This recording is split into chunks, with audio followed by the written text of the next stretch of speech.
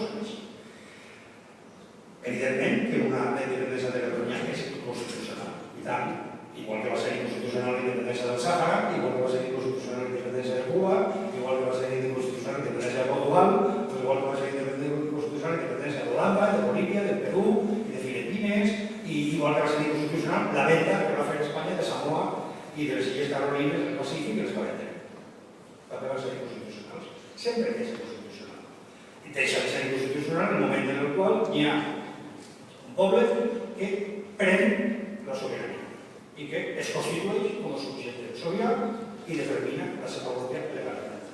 De fet, en tot el món, només, i és curiós, només a Iugoslàvia i a Etiòpia, però concretament a Iugoslàvia, es reconeixia expressament en la Constitució el dret a la independència, el dret a la separació, el dret a la secessió.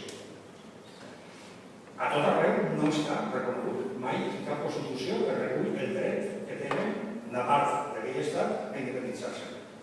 I, bé, des dels anys 40, des de després de la Segona Guerra Mundial fins ara, n'hi ha hagut unes 140 independències. Així llançant-ho així a ull, unes 140. Totes elles estats que tenien una Constitució en la qual no estava permesa en absolut aquella independència. I bé que s'ha fet. En el cas que sí que estava permesa la cosa de Iugoslàvia, el que va reaccionar a Iugoslàvia és enviar les tropes i intentar impedir la partida de les armes. No té res a veure el fet que la Constitució digui una cosa o una altra.